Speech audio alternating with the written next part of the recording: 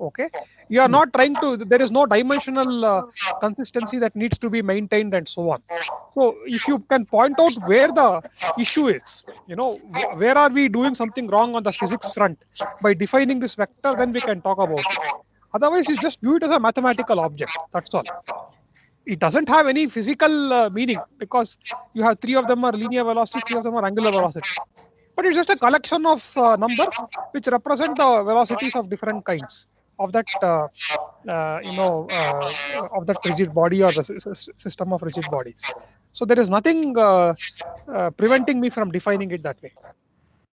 Okay, sir. Sir, one more thing. Hmm. Sir, this here, sir, mass and inertia matrix, sir. This is, sir, IG, this IXX, IIY, IZZ, or what you have? Okay, it may be anything, sir. 3 by 3. Or it can be a 3 by 3 matrix. Okay, sir. First three masses in along the diagonal elements, and after that, this IG is any matrix, any principal, any axis we can take. Correct, correct. If you have chosen the principal axis, then you will get a diagonal expression. I mean, Okay. Ig will be a diagonal matrix, but that may not be the case. It may not be convenient for the problem at hand to pick those axes itself. So it's we would go with something else. Okay, in Okay. that case, Ig will be a general 3 by 3 matrix. Okay, sir. Okay, sir. So, okay, sir. So first we have to write masses in the diagonal elements M1, Hmm. M2, Mx, My, Mz. Then after that we have to write along the diagonally only Ig, our that inertia, sorry, that inertia matrix. Correct, correct. Right. Okay, okay, So sir. doing this and defining the set of angular velocities as new matrix, sorry, new vector, and a set of this matrix comprising the mass matrix and the inertia matrix as a new matrix and so on. Progressively, we can package away the complexity and get that very simple expression for kinetic energy, which is half U transpose M naught U. That was what we were seeking, so that it looks very simple to the eye. It is very pleasing to the eye. That was what we were seeking in this whole exercise. Okay, sir. Okay, sir. Thank you, sir. Otherwise, I could have just kept the expression as it is and struggled through all the summations and still done the problem. I mean, I would have lost nothing. But this physical insight that if you look at a structure of that equation that we finally get for the dynamics, right? M of q times q double dot, it looks so beautiful. You wouldn't get that form if you did not package away the complexity. Otherwise, you will have a very long, some n differential equations which are non-linear and strongly coupled with one another, and will not be able to separate out in this very elegant manner, the mass matrix and the acceleration joint, generalized acceleration of the generalized coordinates and so on and so forth. So we could obtain this elegant expression for the overall dynamics because we went about packaging away complexity in the manner that we did. Okay, okay, sir.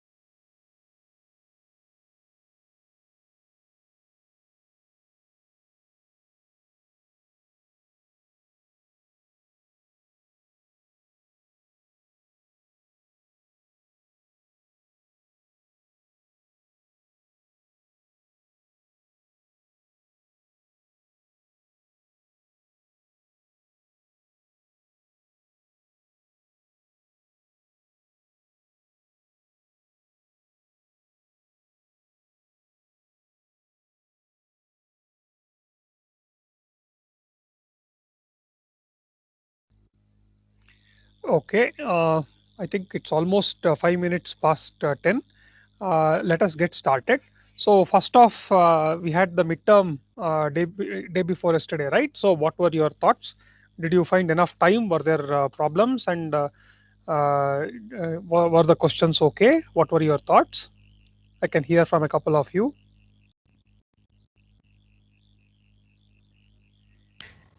Sir, I am Dinesh. Yes, Dinesh, tell me. Actually, sir, my health and all some issue was there, so I could not review the multi-body things proper. So Okay, so that is very specific to you, but I was more concerned about the general, whether the paper could be solved in the time that was given. Can sir, someone else also comment on that? Because Dinesh seems to have had some health issues that might have come in his way. this paper lengthy, sir. Actually, it Yes, is sir. You found actually the paper lengthy. Were others also of the same opinion? I mean, did others also find the paper lengthy? Can someone else respond? Yes, sir. I am Rushikesh here. Yes, Rishikesh. It was a bit lengthy. 10-15 more minutes could have been yes, sir. helpful. Okay. Yes, sir. Yes, sir. Means I didn't get time to solve the last question only. Means I cannot attempt on last question. Okay. Okay, okay. Anyway, if all of you found it lengthy, I mean, I had deliberately given only 5 problems, accounting for 15 minutes per problem. But perhaps, maybe the procedure you followed was a little bit more, stepwise than I had imagined. Maybe that's why it took a little bit more time. But if everyone found it lengthy, then there is no problem, right? Because it's all relative grading. So all of you would have not been able to address, all of you would have faced the same problem. So your overall grades would not be affected by that. Let us see. Okay, I'll maybe return your answer sheets on Tuesday, probably, if possible. Okay, next Tuesday I will try to return your answer sheets. Okay, so let us get started. So I will just share my screen. So, oh, by the way, is Yogesh here? Yes, sir.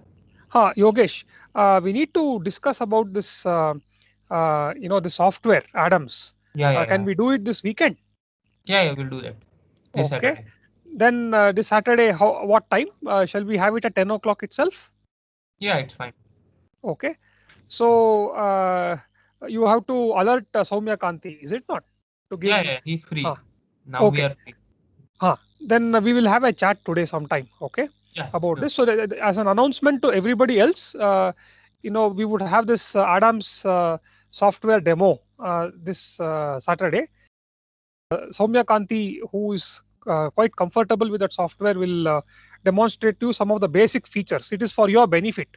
It doesn't necessarily, align with, the content of this course. But we thought being aware of the software will give you an added advantage when it comes to your research or your job prospects later on or some such thing.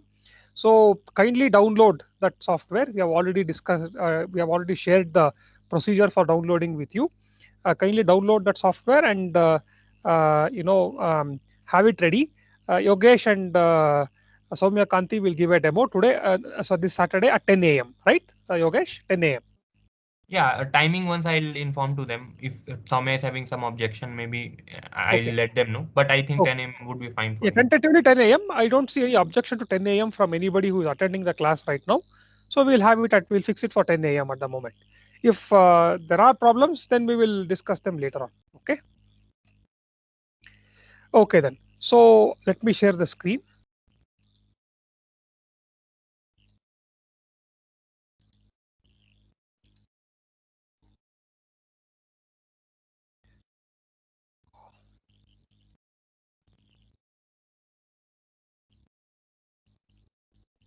Just a moment. I have not turned on the projector.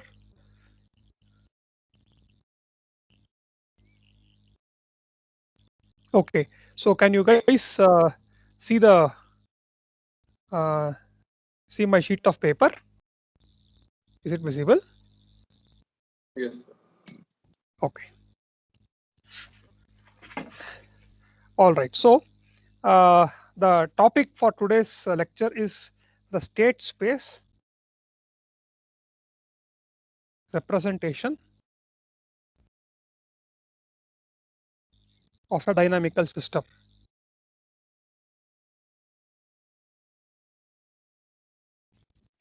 Okay. So just by way of recap, we obtained the expressions for the kinetic energy and potential energy of a multi-body system. And in particular, we found a way to package away the complexity in the kinetic energy expression and could come up with this very simple representation of kinetic energy, which was half q dot transpose m of q times q dot. Okay, it looked compact, where q dot was the vector of the rates of change of generalized coordinates. Okay, then we saw that the mass matrix that appears in the expression for kinetic energy is symmetric and always invertible. Okay, then using this expression for kinetic energy and a similar expression for potential energy due to gravity, we came up with the overall dynamic equation for a multi-body system in a gravitational field. So mq q double dot plus c of q comma q dot times q dot plus g of q is equal to tau. So this was the equation that we got. It looks very neat and compact, but on the flip side, it packages away a lot of complexity. So as I was writing this equation, I made efforts to flesh out the structure of m of q, c of q, and so on for the specific case of a 2R manipulator. So we saw how, I mean, although this looks very elegant when written using this particular notation, the actual structure of m of q has all the joint angles and moments of inertia and the masses and so on going into it. Okay, so it looks quite ugly when expanded out, but as I said, the beauty of this notation is that we have the ability to package away the complexity and look only at the physics of the problem. Then we sought to solve the direct dynamics problem, which involves obtaining q as a function of time given the kind of forcing tau, the vector of generalized forces that you have on the right hand side. Okay, and we saw that to do this, we have to, it's in general not possible because this is a nonlinear differential equation, nonlinear vector differential equation with strong cross coupling and so on between each of the single scalar equations that would be there. Okay, so it's a hopeless task to expect that we would have a closed form solution to this kind of a differential equation, as simple as it might appear to the eye. So we saw therefore that we could cast it in a slightly different form. We could cast it as a first order differential equation, x dot is equal to f of x comma t, where f is a vector and x is a vector. Okay, we saw how immediately it was not obvious to us how to cast this second order nonlinear differential equation in this particular form, right? Because you have q double dot here, you have x dot there, something multiplies q double dot on the right hand side, here to its left, there's nothing multiplying x dot. So it was really not clear how to go from this equation to that equation. But the advantage of going to that equation, that representation of the dynamics, is that there are straightforward, well studied, well researched numerical techniques to obtain q as a function of time. Okay, that was the motivation, and we saw how we could do that. So we could define q as x1 and q dot as x2. With these definitions, we had that x1 dot. So both x1 and x2, by the way, are vectors, right? x1 dot is equal to x2, and x2 dot was equal to m of x1 inverse times tau minus c of x1 comma x2 times x2 minus g of x1. So this was how we could write it, and this therefore served as that function f of x comma t that we were talking about where x was this vector x1, x2 put together. Okay, so therefore we could represent this this second order vector differential equation as a first order vector differential equation. But the first order vector differential equation, however, has the vector length is higher. See, q was defined to be x1. So this x1 itself has a dimension of n by 1. And that has been placed on top of x2, which is q dot, which also has a dimension n by 1. So the overall dimension of this vector, this column vector x1, x2 is 2n by 1. Okay, and we took concrete examples of how to undertake this transformation. We looked at a pendulum, and we undertook the transformation in the case of the pendulum.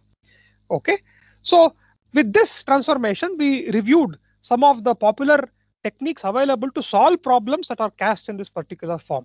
And the most popular of them was Runge-Kutta.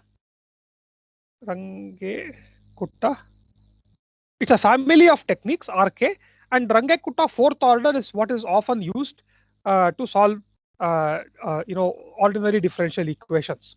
And we also talked about what MATLAB does. It uses RK for MATLAB uses something called ODE 45, which uses Runge-Kutta fifth order for advancing the solution, but to confirm that the time step that we are using is adequately fine to capture a solution with adequate accuracy. It also solves the problem using Runge-Kutta fourth order, compares the two solutions.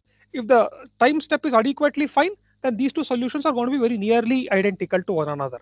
If the time step, however, is too coarse, then the difference is going to be quite large, and therefore the solver reduces the time step for future computations. So dynamically, therefore, there is a tweaking of the time step based on the kind of resolution, based on the kind of accuracy you are getting for your solution. Okay, we also talked about how both these things, ODE 45 and Runge-Kutta fourth order, are single step solvers, in that they only use the value of the variable x at the previous time step. You could also use the values of variable x at earlier time steps, not just n minus 1, but n minus 2, n minus 3, and so on and so forth. And those techniques that employ them come under what are known as Adams techniques. Okay, I just mentioned that in passing, just so you know that there are ways to further improve the accuracy if you wish to do so by using the computations of the previous values of x beyond just the immediately previous one. Okay, so this was where we stopped our discussion. So what we noticed, if you just look at the way we have been progressing along in this course, we started with kinematics of a single rigid body, then the dynamics of a single rigid body, then the dynamics of a interconnection of kinematics of interconnection of rigid bodies, and then finally dynamics of rigid bodies. So we have been going from very specific problems to more general problems. So if someone were to pop into just the previous class and had missed all the other classes, but just took away from the previous class these equations, these equations that govern the dynamics of a multi-body system, then that same person can, in principle, understand all the other classes. Because if you understand the dynamics of a multi-body system, you can understand the dynamics of a single body system, you can understand the kinematics of a single body system, and so on and so forth. Okay, so therefore we have progressing in the direction of increasing generality. So this m of q double dot is an equation that is satisfied by any multi-body system as long as it's of the serial kinematic kind. Okay, regardless of how many links you have, how many rigid bodies you have, regardless of the kinds of joints that are connecting one to another. So it's quite a general expression, right? Now the question is, how general is it? Can it be made even more general? We have been discussing only rigid bodies so far, but as mechanical engineers, we are aware that our life does not revolve only around rigid bodies. We have other elements also that we employ from time to time. So one important element is a spring, right? A spring is not a rigid body. And another important element is a dashpot, a damper.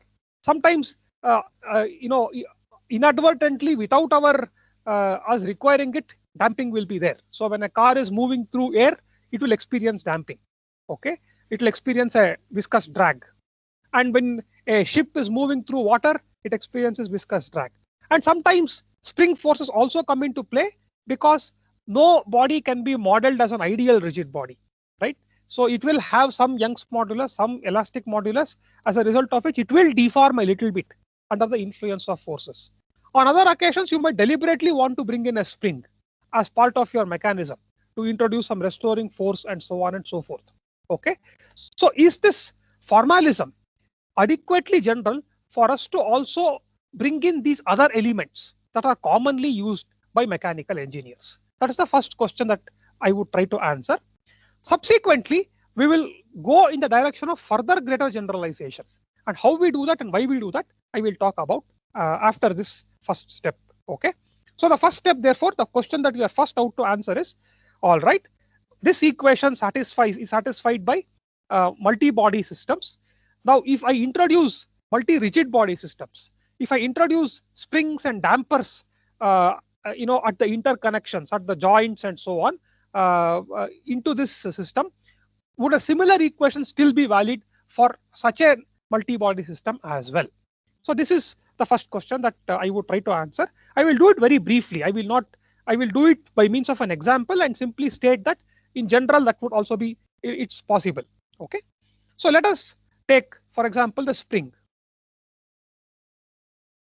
Okay, so a spring is an element. Now we represent it by a helical spring generally, right? So if I displace the end of the spring by some amount x, then the spring applies a restoring force which is k times x, and is in the direction opposite to that of displacement. Okay, and all of you may be aware that the potential energy associated with a spring, whether it is stretched or compressed, if the extent of stretching and compression is x, the potential energy V is half k x square. Okay, so the Lagrangian formalism can very naturally include springs in the formulation of the potential energy term, or in the formulation of the Lagrangian, because in addition to the potential energy due to gravity, all I need to do is add to that the potential energy due to extension or compression of the spring. That's it. Okay, so nothing special needs to be done to the Lagrangian formalism to accommodate springs. Okay, but dampers, on the other hand, are a different different animals altogether. Okay, dampers. Why can we not accommodate dampers in the Lagrangian formalism in a straightforward manner? That's because dampers are dissipative elements. Okay, all these other elements are what are known as conservative elements, in that there is no loss of energy that happens as a consequence of their inclusion in the system. So there may be exchange of energy. What was kinetic energy may become potential energy and back. What was potential energy in the form of spring compression might get converted to kinetic energy and it might come back. Okay, so there is no energy that is leaving the system as a consequence of either joints or these springs and rigid bodies.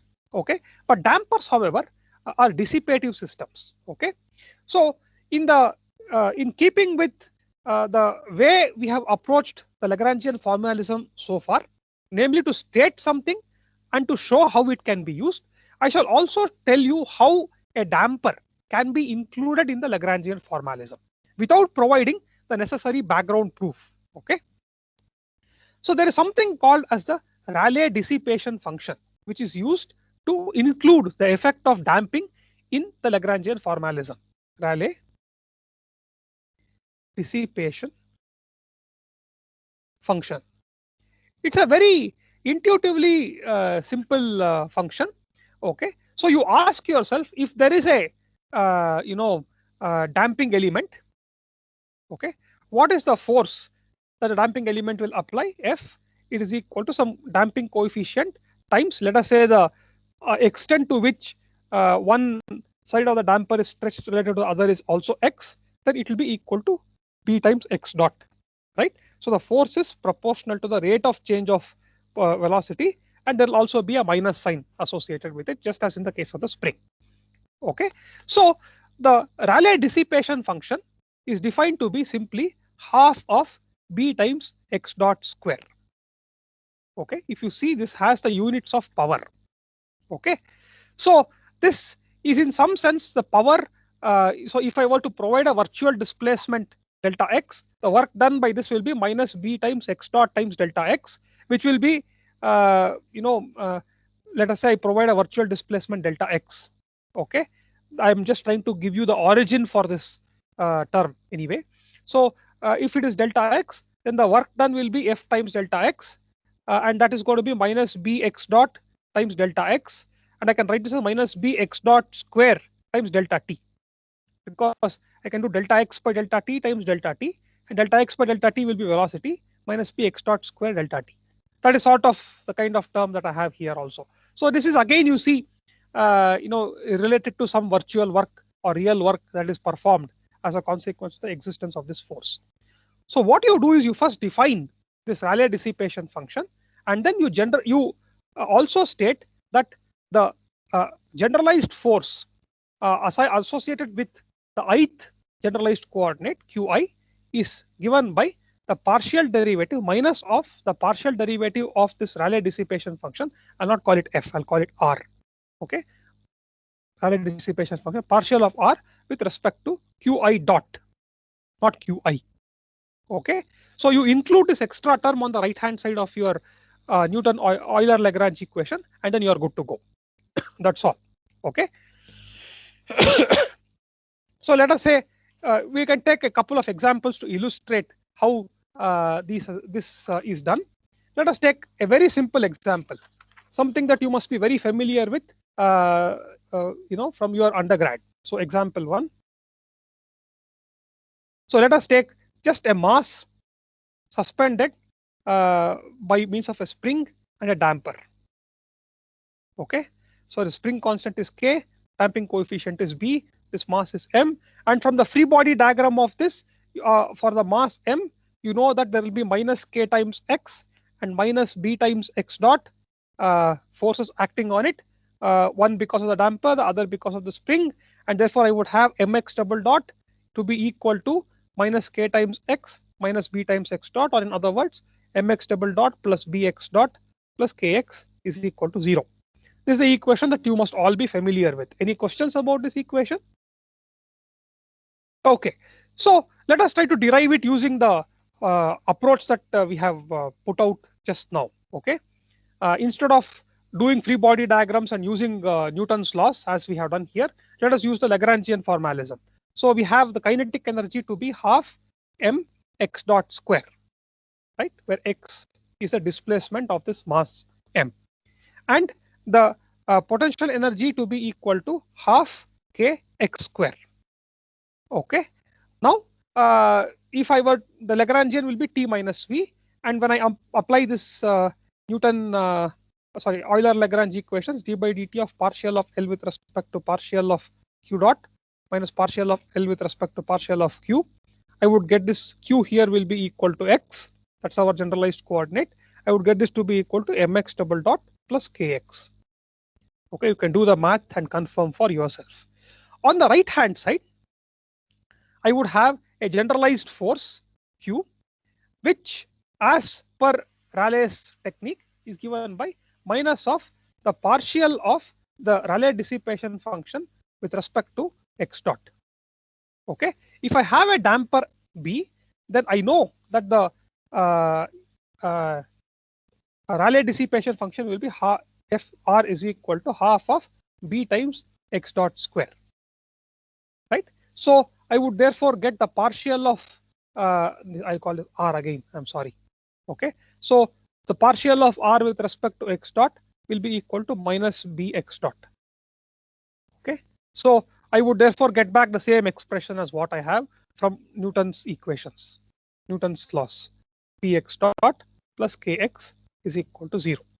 So this is just an illustration of how you would use the new formalism to include both damping as well as stiffness terms. Let us take a slightly more complicated example.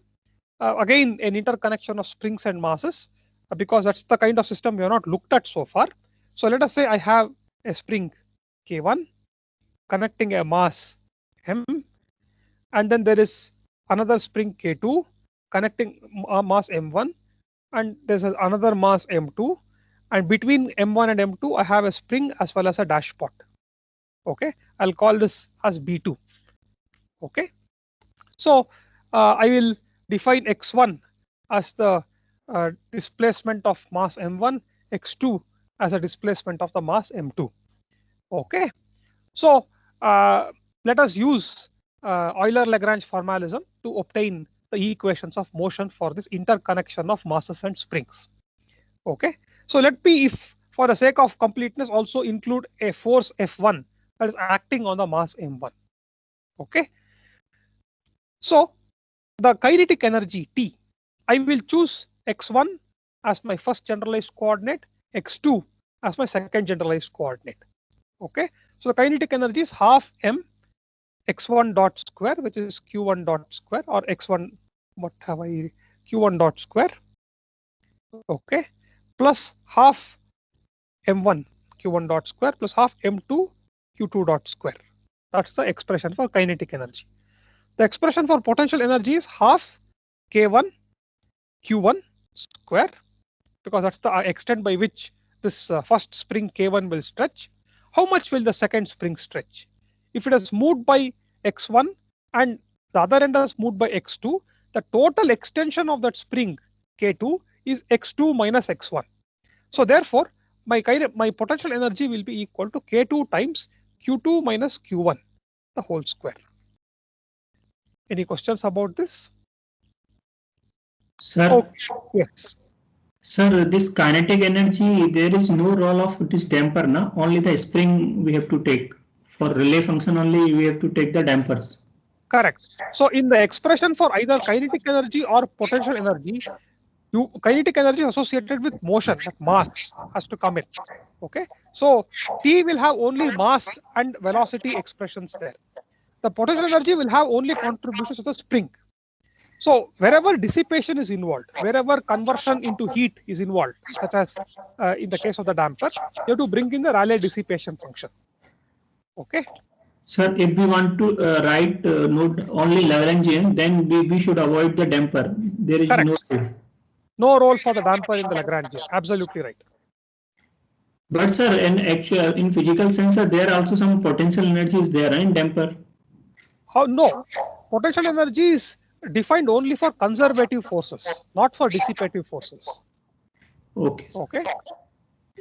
Conservative forces are ones that can store energy and release it back. With a dissipative force, however, the energy is completely lost from the system for good. You cannot bring it back. Okay, sir. Okay, sir. Okay. So, yeah. Okay. So the Lagrangian is written here. What is the generalized force? The first generalized force due to this force, if I were to provide this displacement Q, some virtual displacement delta Q1, the force F1 will do a work F1 times delta Q1. So the first generalized force Q1 will be simply be equal to F1 itself. Okay. Plus there is an extra damping term which we will get to in a minute. Okay. So as far as the Rayleigh dissipation function is concerned, the function will be half of the damping coefficient. In this case, it is B2 times the relative velocity square. Because if one end of this is moving at x2 dot and the other is moving at x1 dot, then the relative velocity of one arm of the damper with respect to the other arm is x1 dot minus x2 dot. Okay. So the Rayleigh function therefore will be x1 dot minus x2 dot the whole square. Okay, or in other words, half B2 times Q2 dot or Q1 dot minus Q2 dot the whole square. Okay, so now I have the Lagrangian.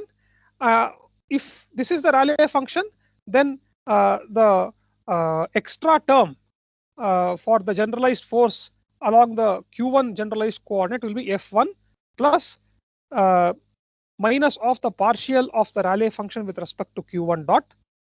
Okay, which gives me F1 minus of B2 times Q1 dot minus Q2 dot. Okay, and then Q2, the second the generalized force associated with the second generalized coordinate, I have no force acting on that mass m2, so that will be 0.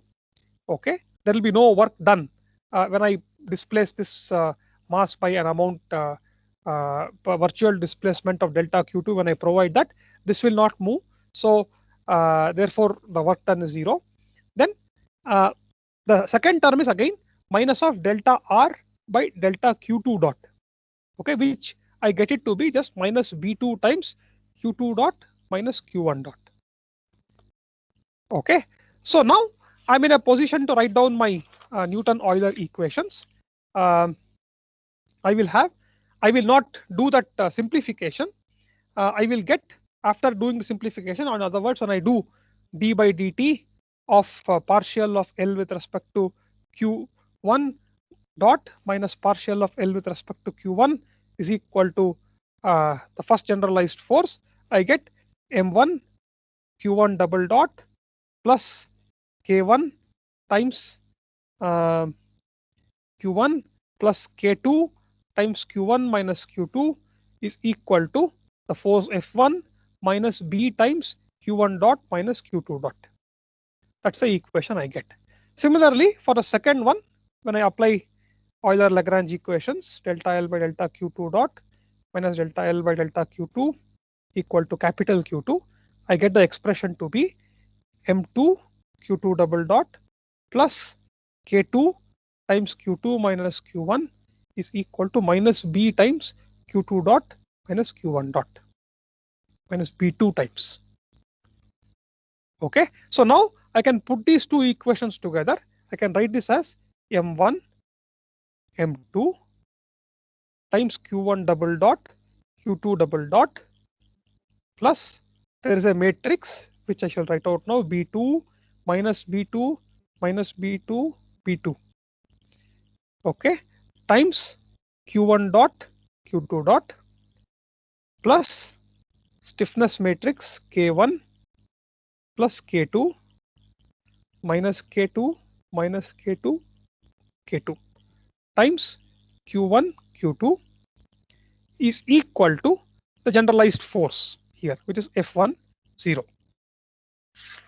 So if you look at this equation, you see that this is a mass matrix. This I can write as M. Okay, and if I define q1 q2, this vector of generalized coordinates as q, then I'll have q double dot here plus some b times q dot here. Okay, that's the b is this particular matrix, M is that particular matrix, plus k times q, where k is that particular matrix, is equal to the generalized force F. Okay, so what you see therefore is that even for a system containing masses and springs, the structure of the differential equation that I get is going to be identical to the equation that I got for the case of multi-body dynamics involving only rigid bodies connected serially to one another. Okay, so this structure therefore is quite general. Whether I have rigid bodies connected in using various different joints, or whether in addition to those rigid bodies I have springs and dampers in my system, the overall dynamics of the system of rigid body and springs and dampers will have this particular structure. Okay, that's the nice thing about this particular equation. It captures the dynamics of practically any mechanical system that you can think of. Okay, so all we need to do therefore, that's why I was saying we are moving progressively from very specific examples to more general examples. Now we have concluded that this equation, which earlier was valid just for interconnection of rigid bodies, now can also include compliant elements and damping elements. Okay, and the structure of this equation will not change. So we now therefore have at our disposal a general equation which can capture the dynamics of practically any mechanical system that you can think of. You have a car, then you discretize the car into its rigid bodies and the dampers and shock absorbers and so on and so forth. Write down the Lagrangian for every one of them, put them all together. The overall differential equation is going to look something like this. Okay. So what we can do therefore from this point forward is stop worrying about that specific mechanical system that we are looking at. for whose case we want to obtain the dynamics. Instead, we can just look at the mathematics. We can just focus on this equation. So we focus on the mathematics alone from this point forward and look at how we can solve these equations, okay, or how we can use these equations to control our mechanical systems. We have discovered that these equations are general enough that any mechanical system that you can think of, they will always have inertia, there will always be distribution of mass, there will always be some compliance, there will always be some damping. These are it. This is it. There is very little more than these kinds of effects. And every one of them can be captured by a model of this kind. So what we can do from this point forward is not have any specific mechanical system in mind. No longer are we talking about serial chains or single rigid bodies undergoing only rotation or only translation, any such thing. Every one of them will have equations that fit into this particular structure. Okay, so we just look at this equation and then move forward from here and see how we can solve it and how we can use it to control our mechanical system. Okay, any questions about how we are going to move forward from this point?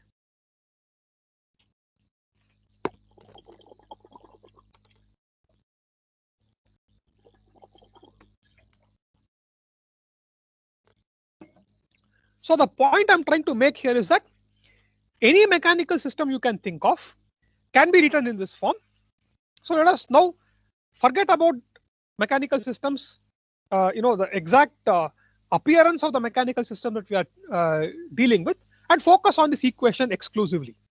So we have extracted the dynamics, the physics out of the problem, and now it's all mathematics. Here is this differential equation.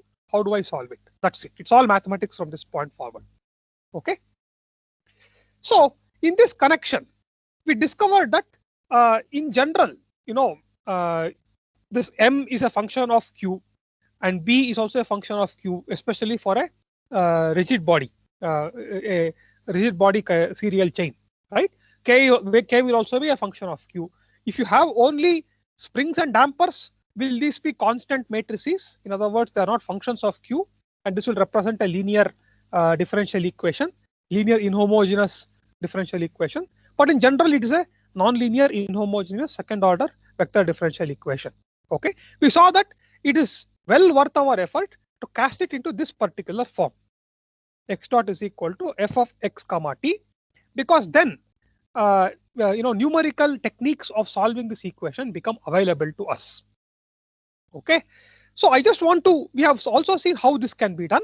We define x1 to be the vector q, then x2 to be equal to x1 dot, which is going to be therefore equal to q dot. So x2 dot will be therefore equal to q double dot. Therefore, I can write m times x2 dot plus either b or c, whichever you want to use. I will use c itself, x1 comma x2 times x2 plus g times x1, g of x1 is equal to tau. That was the kind of expression that we got for a rigid body. Okay, so we can now define x1, x2 as our new vector, and I can write x1 dot x2 dot is equal to x2 time and m inverse of tau minus g minus c x2. I can write it in this particular manner, and this is essentially that function f that we have on the right hand side of this expression. Okay, and this is a function of states, function of x, because I have x1 and x2 represented here. Okay, so this is a function of x, and it's a function of time because the torque tau that I apply, the generalized forces, are independent and they can be functions of time. So this is therefore in general a function of time. Okay, so I can cast it in this manner, and that will help me solve this equation using Runge-Kutta techniques. Okay, so what is the advantage of this representation of the dynamics? So one advantage is, of course, the most obvious one is numerical solution to direct dynamics is possible. Okay, then the second advantage is it encompasses practically all mechanical systems that can be modeled, that involve rigid bodies, masses and dampers, rigid bodies, springs and dampers. Okay, which is a very large set of systems that come under this umbrella. Okay, any system you can think of can be modeled using this equation. Okay, then there is no constraint on the length of this vector x, right? So x can be arbitrarily large. So if our dynamic problem, the generalized coordinates vector was of n by 1 size, then this vector x dot will be 2n by 1 in size. Okay, so f will also be a 2n by 1 vector, column vector. Okay, x can be arbitrarily large, an arbitrarily large column vector. Okay, then f can be nonlinear. All the geometric nonlinearity or any other kind of nonlinearity, let us say the stiffness here is a nonlinear function of q, even that can be incorporated into f. Okay, so f can be a nonlinear function of x. Okay, so all these therefore make this problem formulation general enough to encompass any system of interest to you. Okay, all of you are either mechanical engineers probably or from CPDM, so you will probably end up solving some problem involving let us say you take up a project in dynamics. Any project you take up can be addressed, can be cast in this particular form, and the tools available to you for solving the dynamics of such a project can be in such a project can be you can solve those equations using the tools available, numerical tools available which are there at your disposal. Okay, so these are the advantages, and this is why we wish to go with this representation for the dynamics of our mechanical system. Okay, so there is a name for this representation. So this representation wherein you are representing the dynamics by means of a first order vector differential equation. This is called as the state space representation.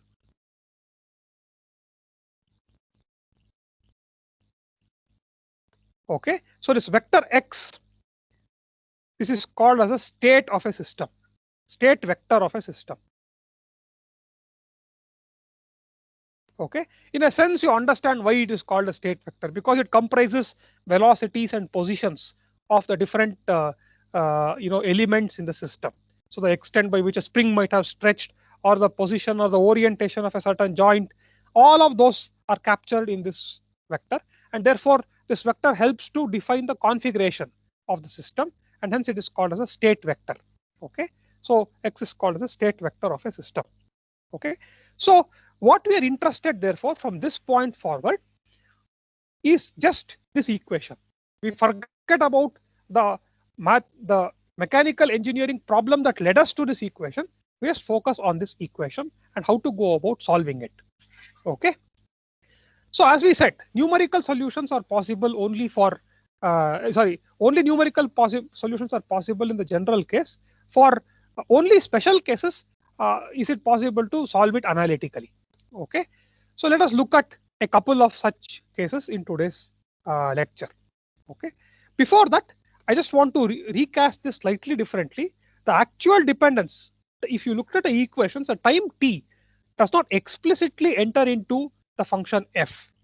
It is only implicit, because the input, that generalized force that is coming into the equation is a function of time, and therefore time is appearing on the f is becoming a function of time. So instead of therefore writing this as time, I shall write x dot as f of x comma u. Okay, in future I shall call this small u as the input. So it is something over which I have control. Okay, and x is a state. X is a state. So what is this input?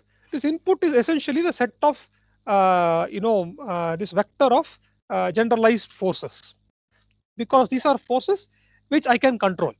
I can have motors to apply certain joint torques, or pneumatic actuators to push by a certain force, or whatever. Those are all inputs. Okay. Why are we calling them an input and not a force or a torque? It's because, as I said, we are moving farther and farther away from restricting ourselves to mechanical systems. Okay. We are going into a more systems level description of the dynamics of a mechanical system. We are assuming that, the reason we are doing this is because if I were to write it in this particular form, somebody else for whom a voltage is an input can also use the tools and techniques that are associated or attached with this particular representation. Okay, so a systems level description therefore ignores the internal dynamics and just captures the mathematical relationship between the internal states of the system and what can be used to control those internal states. And those are called the inputs to the system, and X is called the state of the system. Okay, any questions about this? Yes, sir. So henceforth, therefore, we will be focused on this differential equation and how to solve it, at least under certain special circumstances. So Subhadip Sahu has a question. Yes, sir. Good morning. Good Can you morning. hear me? Yes, it's a little feeble, Subhadip, but anyway, you please tell your question. Sir, why that X is called state vector of the system? Can you please tell me? Why is it called the state vector of the system? Is it? So Yes. You must have come across the notion of a state in where have you come across the notion of a state? You must have come across it in thermodynamics, right? Yes. Yes. So you refer to the pressure, the temperature, and the density as the states of a system, right? Because if you specify that, you know where the system is situated, that in that state space. Okay, we know what the pressure is, what the temperature is, and so on. Okay, so the reason you call this as a state vector is also the same one. Okay, what are the elements of X? They are basically Q and Q dot. Okay, so if you know the velocity and if you know the position of the different joint variables, then the entire the initial condition of the system is completely defined. Okay, and you can obtain the way this condition, this state vector changes with time by using this differential equation. Okay, I do not have a much better answer than this to your question. Why is it called a state vector? Well, that's because velocities and positions have historically been called states of a system. Okay, the system state is defined by the XYZ coordinates of that system and the velocities along XYZ axis of a system, of a particular particle. If you think, if it's a rigid body, then the state of the rigid body is completely defined by its coordinates, its orientation, then its angular velocity, and the linear velocity of its center of mass. So these things together define the state of such a system. Okay, so it's just a definition. Okay, but it has close analogies with the same notion that exists also in thermodynamics. That's all that I can say. Okay. Okay, sir. Thank you. Yeah, I don't have a very good answer for why it is called a state. It is defined as a state. Okay, because at an intuitive level, it captures where the system is at in some sense. Any other questions?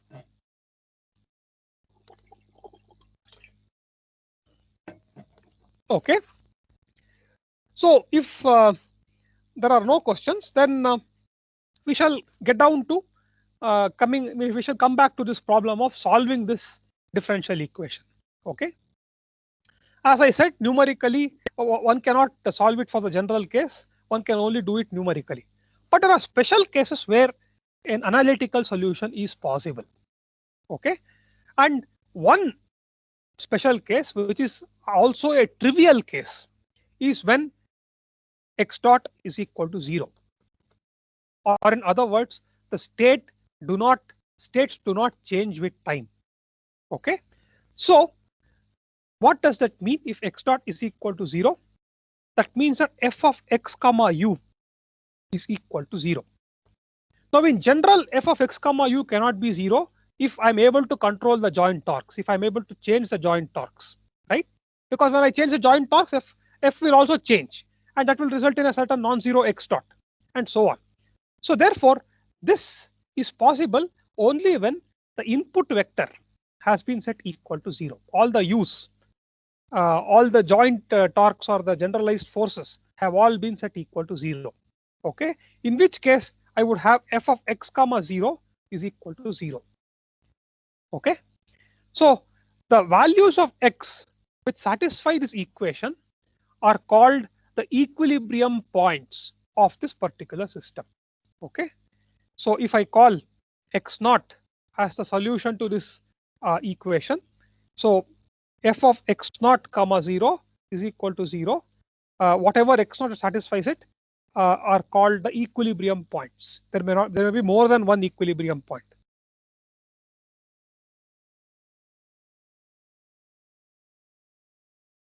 So this is one particular case where the solution is trivial. Okay, if the initial condition is that all the values of the states coincide with x naught, then they will stay at x naught for all future time. So the system will not depart from this initial state. Okay, it will stay at x naught for all future time, and hence these are called as the equilibrium points of the system. Okay, this notion of equilibrium, is very easy. It looks very sophisticated when presented this way, but it's quite straightforward. So let us take a couple of examples to see to understand what I am talking about. Okay, so let us take the example of the pendulum. What are the equilibrium points for the system? Okay, so I have a pendulum, its mass is m, and the orientation is theta, and we noticed that by writing down the Lagrangian and so on, we get the dynamics of this pendulum to be theta double dot plus g by L sine theta equal to 0 or tau. Let us say I have a joint torque tau, then it's equal to tau. This is the differential equation obeyed by the pendulum. Okay, so if I cast it in the state space form, I will have to define theta to be equal to q1, and then q2 to be equal to theta dot, or in other words q1 dot, and then q2 dot will be equal to theta double dot, and from this equation here I know that q2 dot, which is theta double dot, plus g by L sine of theta, which is sine of q1, is equal to tau.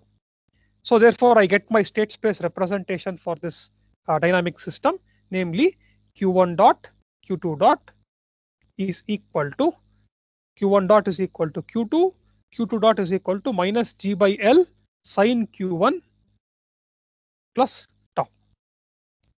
Okay, so this is the equation. This is f of x comma u, where u here represents the joint torque tau that I have applied.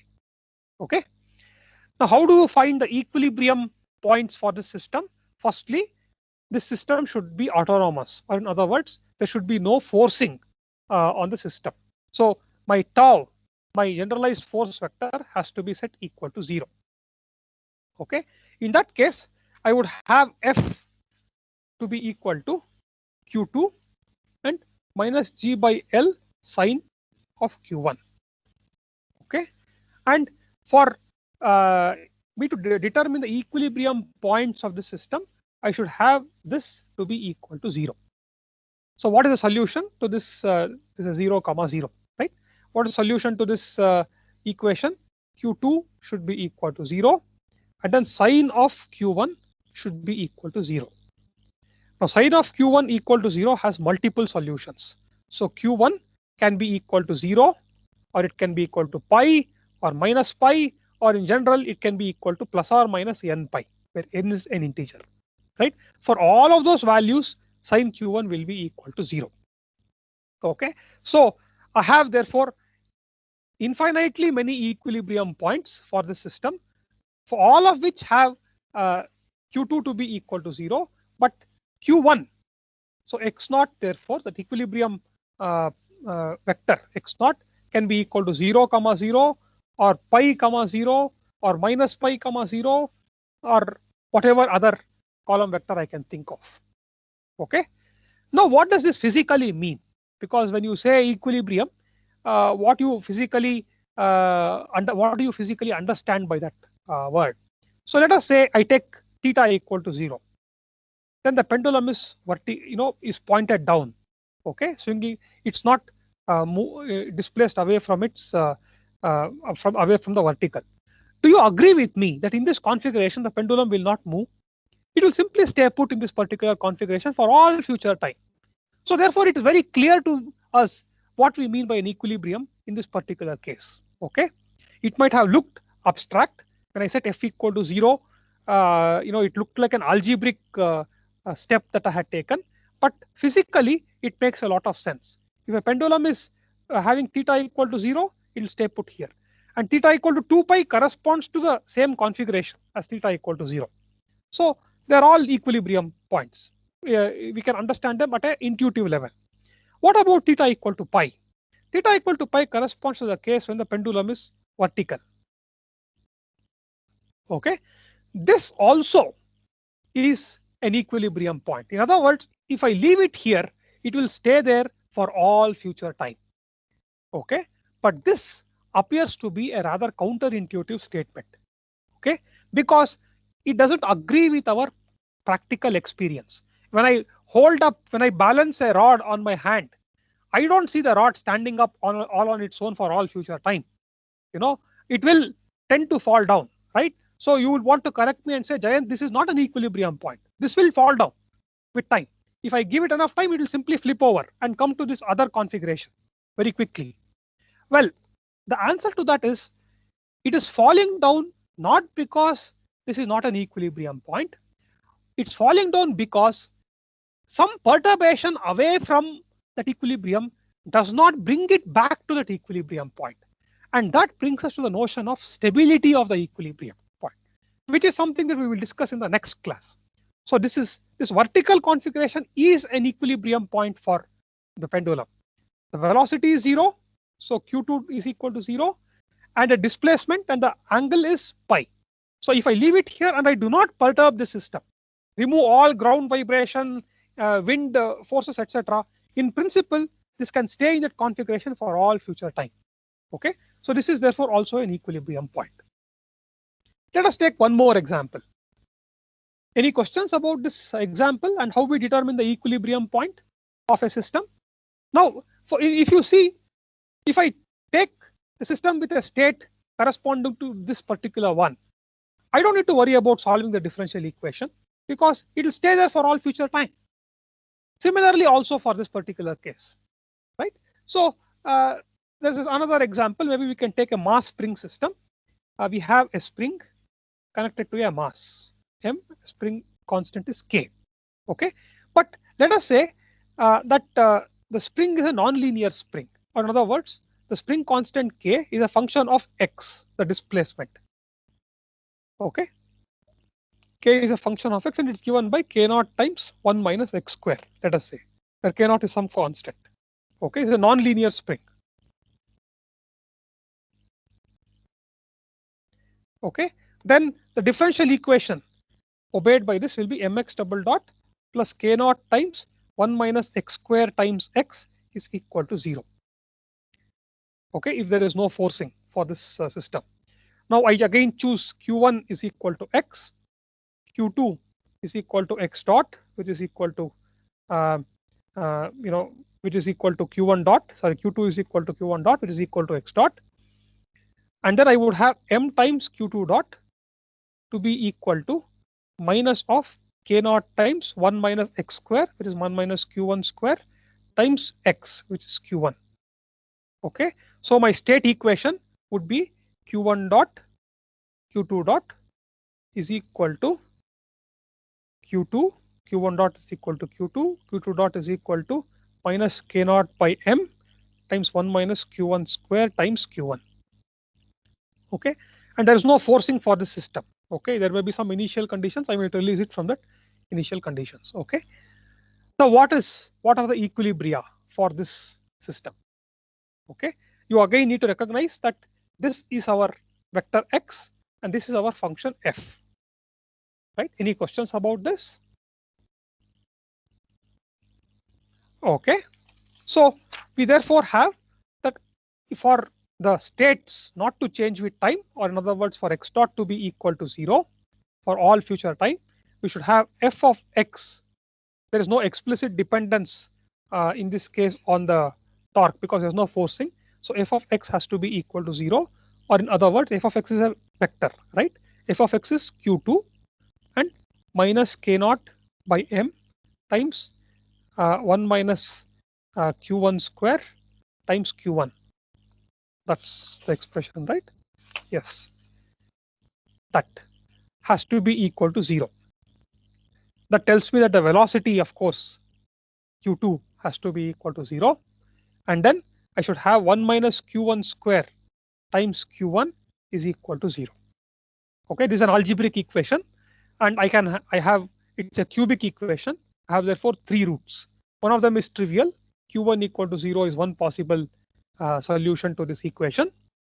The other 2 solutions are q1 is equal to plus or minus 1, right? Because in that case too, 1 minus q1 square will go to 0.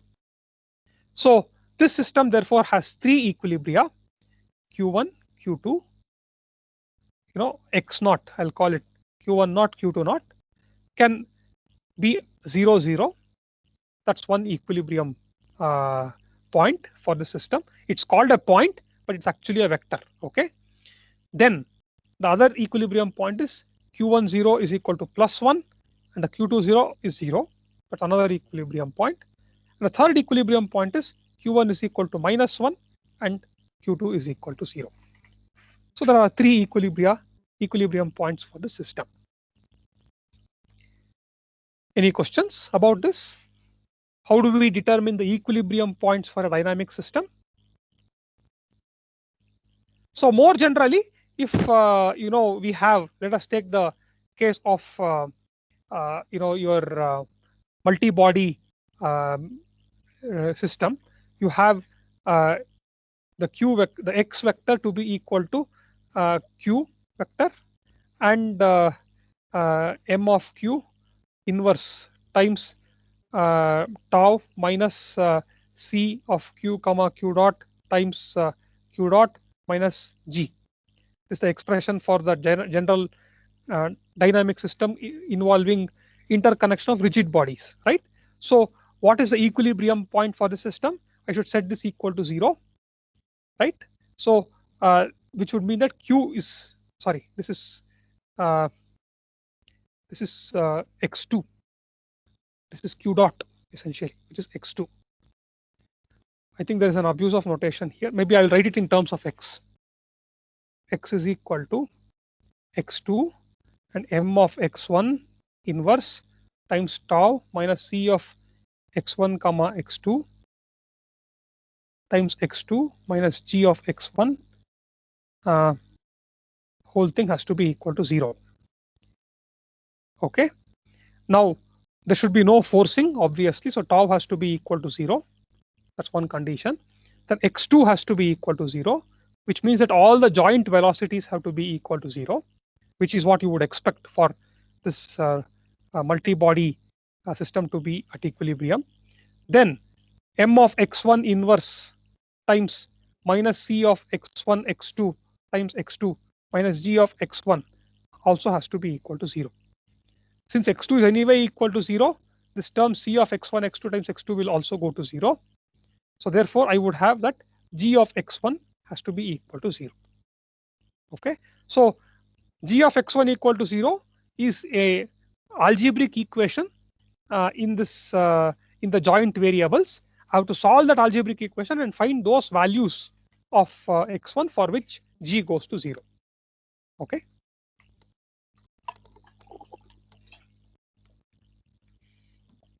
And if I put these two together, x1, x2 together comprise my state vector x, and x2 will always be 0, will always have to be 0 for you to have an equilibrium point. And those values of x1 which satisfy this equation, which I shall call x1 0, are the other values, are the values when combined with this zero vector of velocities will give me the different equilibrium points of the system. Any questions? Okay, so this is one simple case where we don't need to worry about solving that differential equation, the vector differential equation. The second slightly more complicated case is in the vicinity of this equilibria. Okay, so vicinity of the equilibria. It turns out that the kind of equation that the original differential equation x dot is equal to f x comma u, the kind of equation to which it reduces in the vicinity of the equilibria are such that those equations can also be solved and you can obtain closed form solutions for x given a certain u and a certain set of initial conditions. Okay, so we shall find out how that is possible. And this process of obtaining the approximate structure for this original differential equation in the vicinity of equilibria is called as linearization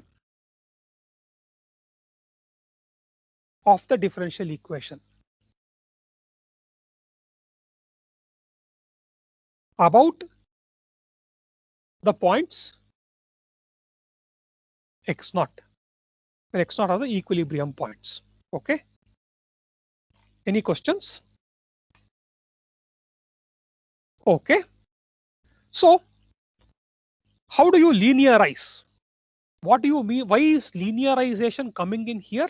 And how do you do it is what we will discuss next. Okay.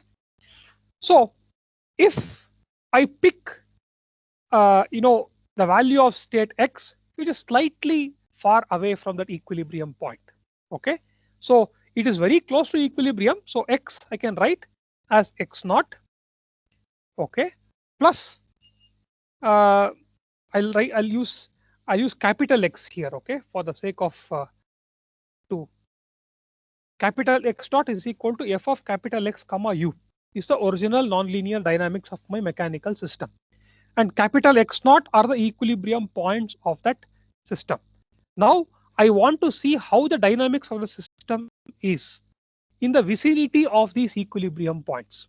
So if x is the state of that system and it is situated close to x naught, capital X is the state of the system, it is situated close to x naught, I write capital X as x naught plus small x. But small x is a very small departure from x naught. Okay. Then I would have x dot to be equal to x naught dot plus small x dot. And if x naught is an equilibrium point, then the state x naught does not change with time. And therefore I would have x naught dot to be equal to 0. And therefore x dot to be simply equal to small x dot. Okay. So I would have therefore small x dot is equal to f of x I have here on the right hand side. I will replace with x naught plus small x. Okay, comma u. This would be the differential equation of the system for some x which is close to the equilibrium point, but not exactly at the equilibrium point. X is not equal to 0, but a small number. Okay. So this equation decides the dynamics of my mechanical system in the vicinity of equilibrium. So if you want some physical example, you can think that you have displaced your pendulum somewhat from its equilibrium position, which is pointed down probably, and then you want to see how it behaves in the vicinity of that.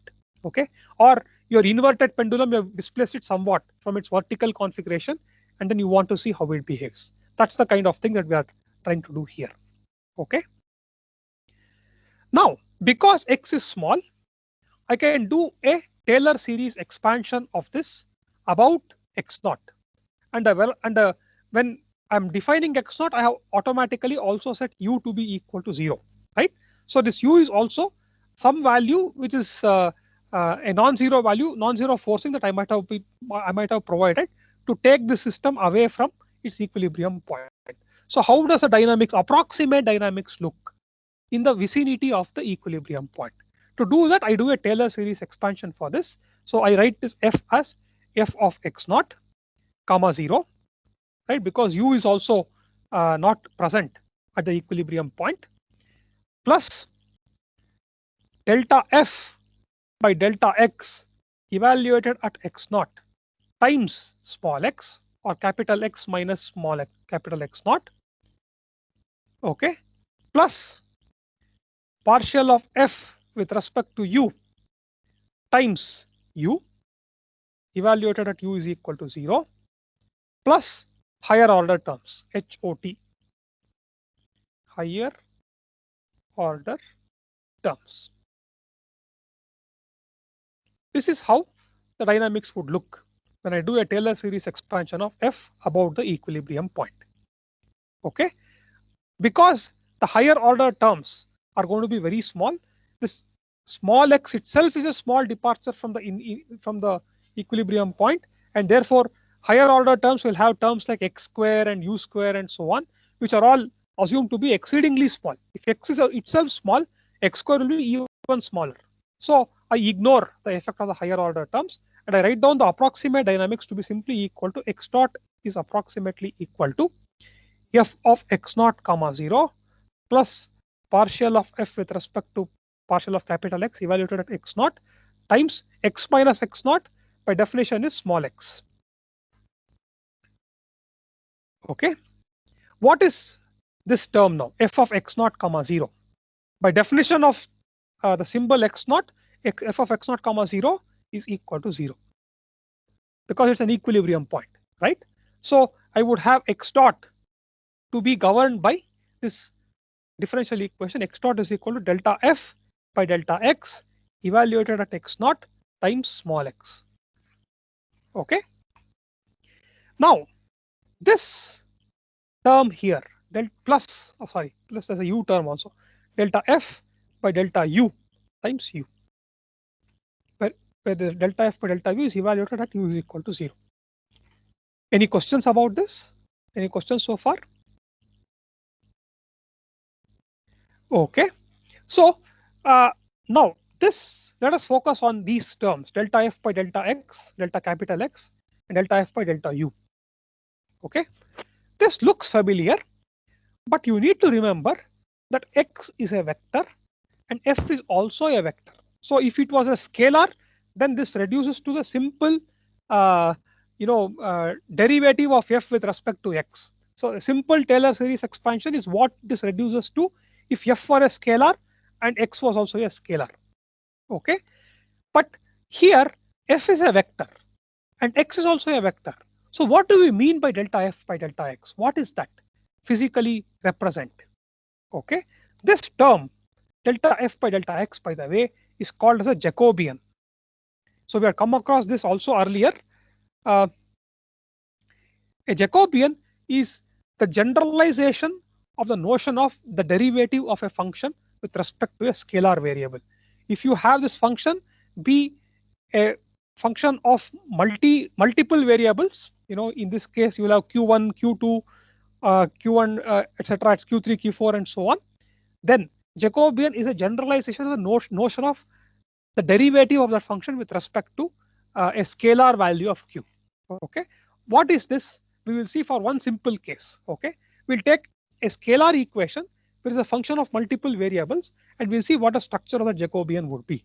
Okay, then we can obtain the structure for a more general case, for the case that we're considering here. Okay, so let us say we have a simple scalar equation.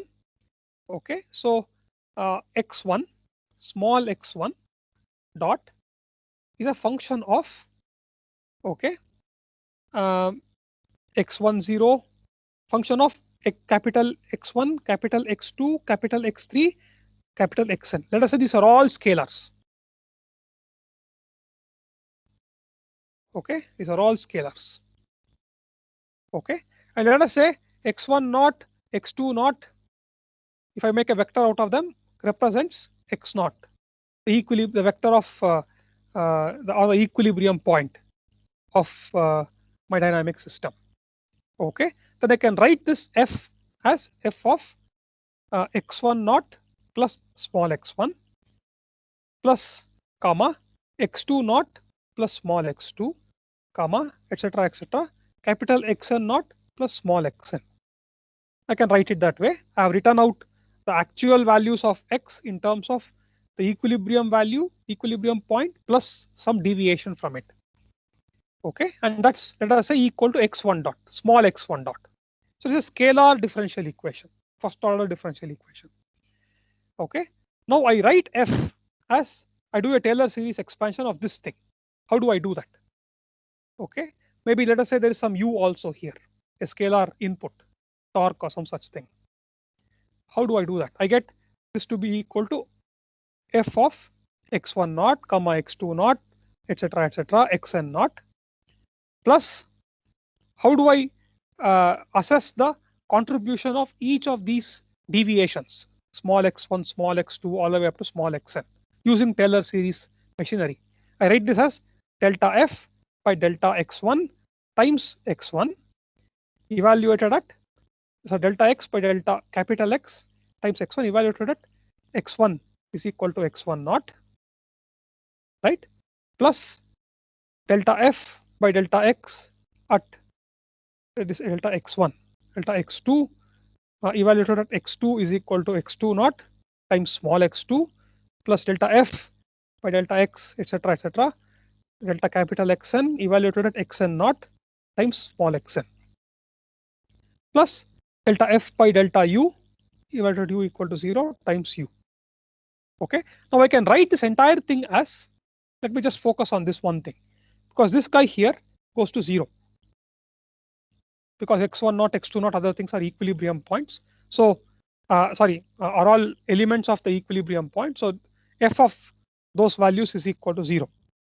So what I have here is therefore partial of f with respect to x1 times x1 and so on and so forth. I can write that as partial of f with respect to capital X1 evaluated at x1 naught, partial of f with respect to partial x2 evaluated at x2 naught, this entire vector, partial of f with respect to partial xn evaluated at xn naught times x1, x2 all the way to xn. I can write this summation as an inner product of two vectors. The first vector is this partial derivatives vector, and the other is the state vector x1, x2 up to xn, which is a departure from the equilibrium state vector. Okay, so this is how the equation would look if the relationship between x1 dot and the other variables was a scalar differential equation. Okay, if on the other hand there's a vector differential equation, this what was a row vector here becomes a matrix. Okay, so I would have the elements of that matrix to be delta f by delta x1 evaluated at x1 naught, delta f by delta x2 f1. I'll have n functions, right? If if I have to write f as f1, f2 all the way to fn, I will have delta f1 by delta x1, delta f1 by delta x2, x2 naught, etc., etc., delta fn by f1 by delta xn. Okay, at xn naught, and so on and so forth. All the way to the bottom, I'll get delta fn by delta x1 at x1 naught, and so on, at delta fn by delta xn at xn naught. Okay, so this matrix is what I'm talking about when I write delta f by delta x directly. Okay, delta f by delta x is not a scalar if f is a vector and x is a vector. It's instead a matrix. Okay, this is called as a Jacobian. Any questions about this?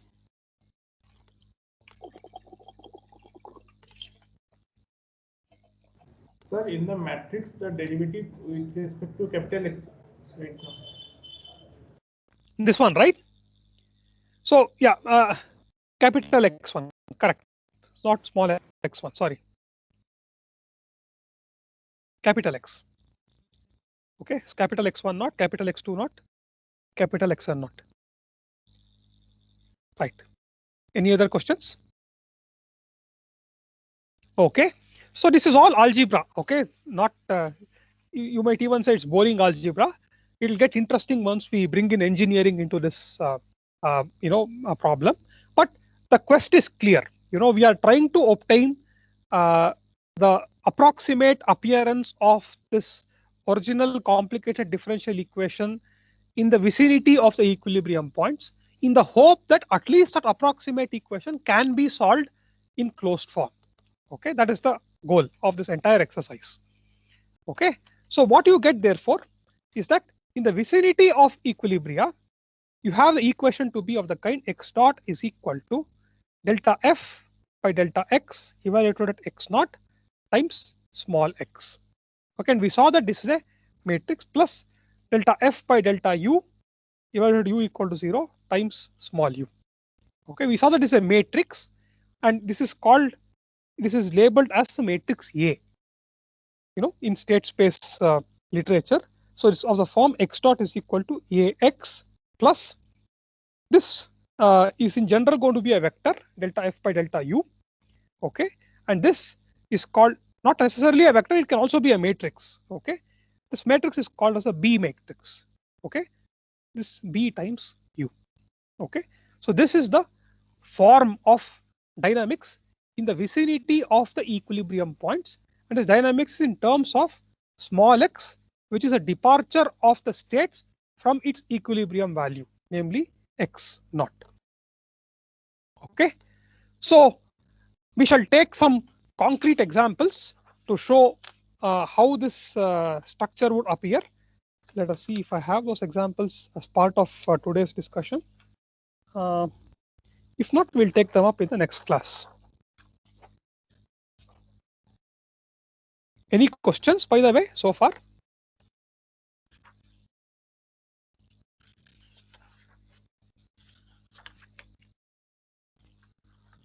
No, I don't have. Maybe.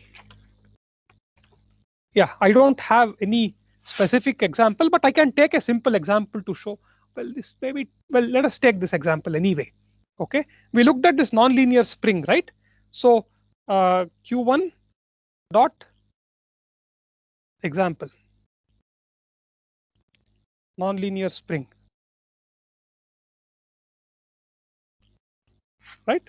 We took Q1 dot Q2 dot to be equal to Q2 minus K naught by M times 1 minus Q1 square times Q1, right? So that was the expression. Now let us say you want to linearize this about one equilibrium point. Here f is Q2 and minus K naught by M times 1 minus Q1 square Q1. Okay, you want to linearize it about one of the equilibrium points. Okay, which is x not equal to 0, 0. We had three equilibrium points, right? 0, 0, 1, 0, and minus 1, 0. Let's say you want to linearize it about this particular point. What do?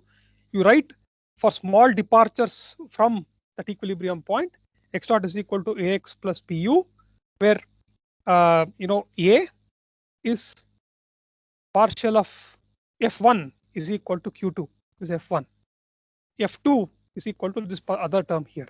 Okay, partial of f1 with respect to q1, partial of f1 with respect to q2, partial of f1 with respect to f2 with respect to q1, partial of f2 with respect to q2.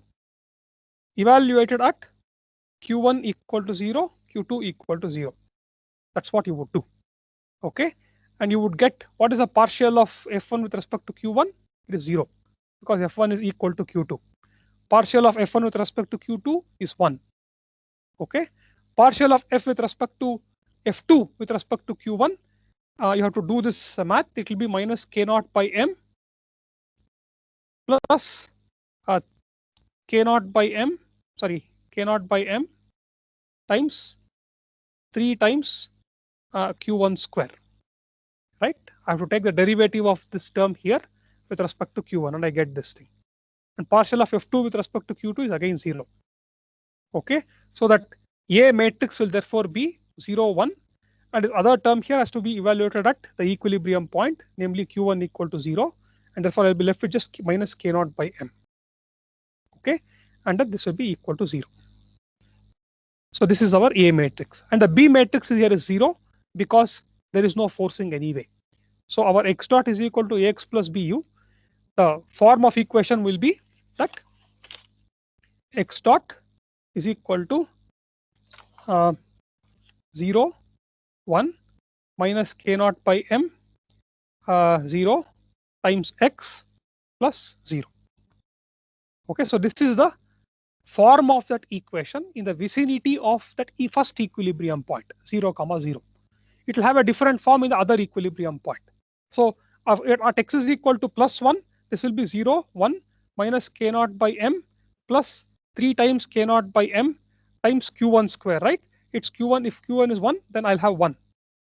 Okay, and this will be 0 again.